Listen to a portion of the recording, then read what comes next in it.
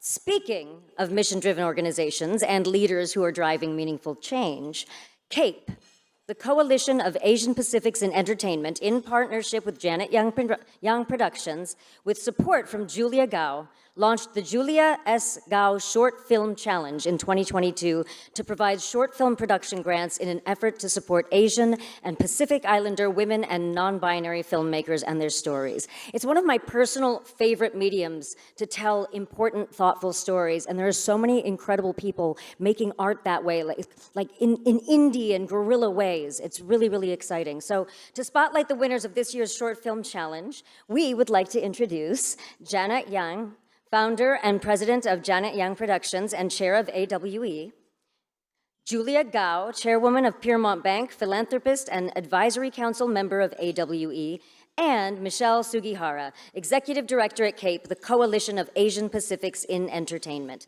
Please join me in welcoming Janet, Julia, and Michelle to the stage. Welcome, I'm blown away by this room. It's incredible. And I think it was about the same time 5 years ago when I was having lunch with Josette Sheeran, who then ran Asia Society, where we started talking about needing to support Asian women more. And she came up with the name AWE, Asian Women Empowered, and here we are. It's quite amazing. And Asia Society SoCal has been incredible. Katie has been an amazing partner. And around the same time, I don't know why I had so many ideas back then, but around that time, I was also having lunch with Julia Gouw. If you don't already know who Julia is, she is a firecracker. Julia has a heart as wide as this room and resources to match. And she is so committed to the mission of also uplifting Asian women. And I was lamenting that there weren't enough female directors of Asian descent. And she said, well, let's do something about it. And I said, okay. And thus was born the Julia S. Gouw Short Film Challenge. And while Julia generously donated to make this happen, we also needed people who actually do a lot of the day-to-day work. And so that's where Michelle Sugihara of CAPE comes in, because they are the small and mighty team that has done so much for this industry. And we are now in our 5th year. I can't believe it. We've had so much incredible success. Should I talk about that? Or do you want to talk about it? So year one of our films by Liz Sargent went to Sundance. That film then got the $1 million AT&T award last year so she could make a feature, and that feature is now going to Sundance. And a short film from last year also went to Sundance. And many, many other films have been going around and getting noticed at various festivals and screenings and whatnot. And we're incredibly excited about this past year. Year 4, we have amazing, amazing filmmakers to highlight. 2 of them you'll meet in just a minute. So this is the power of community. This is the power of shared mission.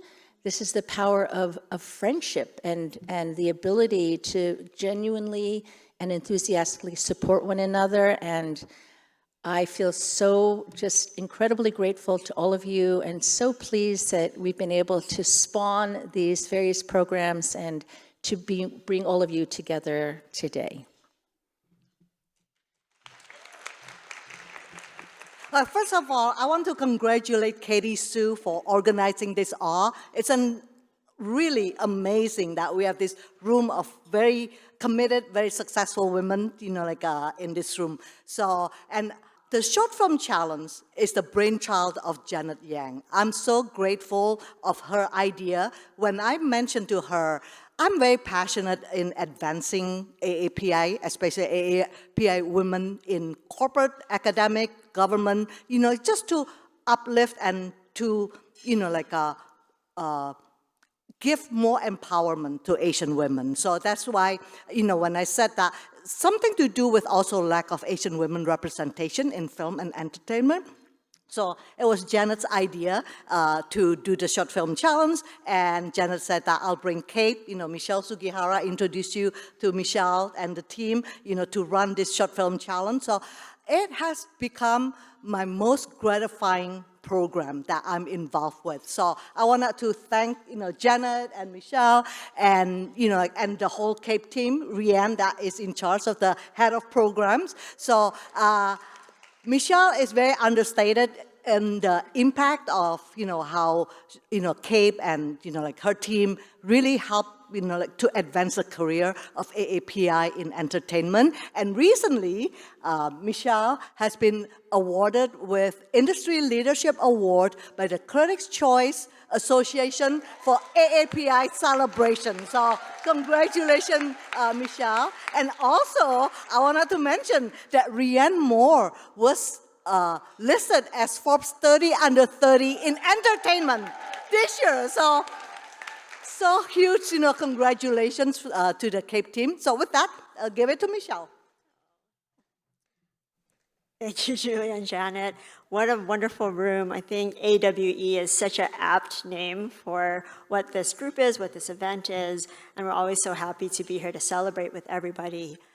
There's a proverb that says, until the lion learns to write, stories of the hunt will always glorify the hunter. And so that's why it is so important that we are able to tell our own stories. And so I'm so grateful for this program, for Janet and Julia to come to Cape with this wonderful program.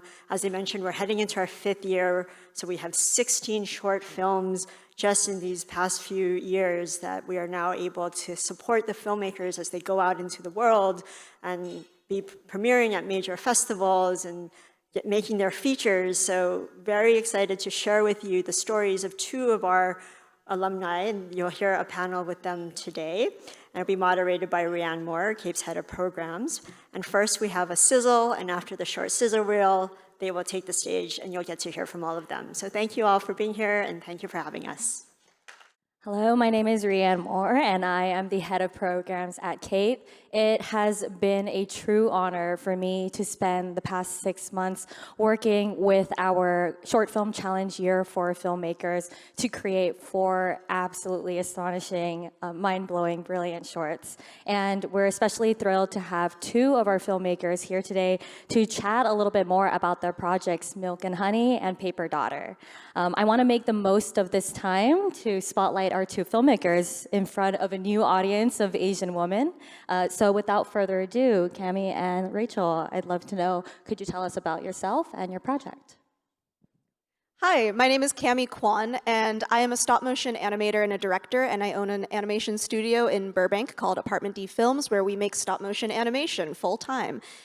So Paper Daughter was the first opportunity I've had in the last decade to actually make a film that I wanted to make the way I wanted to make it, to say what I wanted to say, and it's because of Cape and Julia and Janet that I've had that opportunity. So the film that I made with all of that opportunity is Paper Daughter, which is a film based on my great-grandmother's immigration to the US in 1926.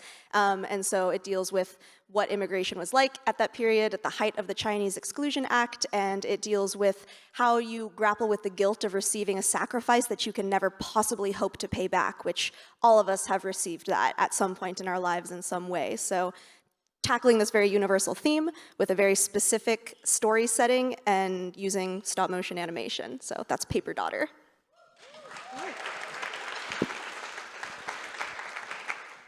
Hi, I'm Rachel Leyco. I'm a multi-hyphenate filmmaker, writer, director, producer, actress. I do all the things. And yeah, Milk and Honey is inspired by my mom's immigrant story. We have very similar themes with me and Cami's films. And the story follows my fictional mother in the film. She immigrated from the Philippines in the early 1990s as a young Filipina nurse to pursue a better life in America, while leaving behind her young daughter, which is me.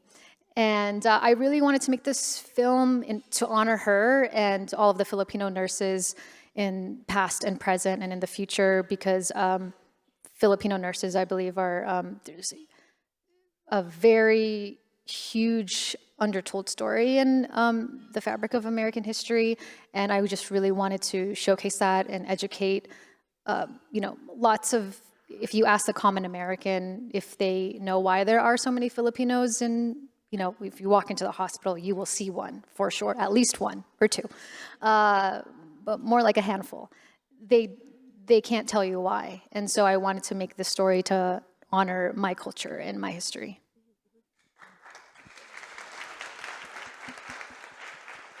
Exactly as Rachel alluded to, when we were deciding on the lineup for our projects during our screenings, we ended up placing these two films as the bookends of our lineup to really emphasize the immigrant narratives and spotlight the crucial roles that Asian women specifically play in shaping our United States history, from healthcare to immigration to Angel Island. So thank you for telling your family's stories in this way. My next question is, how did the Short Film Challenge help you, and how can the people in this room continue to help you in your filmmakers' journeys? This has been totally life-changing, and I've said that before, and I'm not just like saying it to be, grandiose or whatever. Because I come from stop-motion animation, which is such a small world, I wasn't sure how I measured up in the wider world of filmmaking or storytelling. So to have somebody like Julia and Janet and Cape give me that vouch of confidence and give me that chance and put their faith in me to be able to tell this story that was pretty ambitious in a medium that they'd never supported before, really changed how I saw myself and changed what I saw as being possible for me in my future and the future of stop-motion animation and independent animation as well. So it's opened an entire new life path for me, I think. And the best way to support Paper Daughter right now is to just believe in independent filmmakers and believe in animation and give other people like us a chance to tell their stories and to take control of the narratives and push their mediums forward in new ways that haven't been approved or defined previously. I think for animation and for all of entertainment, we're in such a crucial new frontier for where our industry is going and what it's going to look like for the next decade, for the next however long. And I think there are a lot of voices and a lot of people that are ready to redefine what that landscape looks like. So just believing in us and believing in people like us is the best thing that we can do for us right now. Yeah, I want to echo a lot of what Cami said. This program has definitely helped me in so many ways. One, it's made me a more confident filmmaker, director, creative, and storyteller in all the ways. It's also, one of the biggest gifts has really been community for me, because I was able to, through this film, one, it's been the biggest budget I've worked with. It's the biggest production. We shot in LA and Texas, where I was raised. And so I've never been able to travel before for a film. So that was really exciting. And I'm also really proud that I was able to hire majority Filipino cast crew, from every single department. Most of my heads of departments were Filipino American, women, non-binary, queer. So I'm super, super proud of that. And, Cape and everyone involved, and a lot of you in this room who have supported the program, helped us make that happen. So that's one thing I'm really, really proud of and very grateful for Cape and this entire program. And some ways that I think practically that you guys can help us, of course, believing in us and investing in us, whether it's monetary or even just sponsoring us. I think, some of the ways that with indie filmmaking, when we have limited budgets, for me at least, on my film, I reached out to a lot of organizations, especially AAPI, women-owned organizations, to sponsor our films, whether it's catering or crafty, sponsoring one day of our food. That's huge, So those are, little practical ways you can help us out in the future. This was a short amount of time to get to know our filmmakers, but I really hope that you have a chance to meet them during the networking reception. I want to thank our sponsors, Julia Gouw, the Asian Woman Leadership and Philanthropy Fund, as well as the Asian Pacific Community Fund for supporting the Short Film Challenge. As Janet mentioned, we're going into year 5. We're so excited to get more Asian women involved with this, so please do reach out to us if you'd like to be part of the 5th year, our 20 films of the Short Film Challenge. Please follow these extraordinary filmmakers and their journeys. We're really excited and grateful to have played this role in supporting their projects, and we cannot wait to see where they go. Thank you. Thank you. Thank you.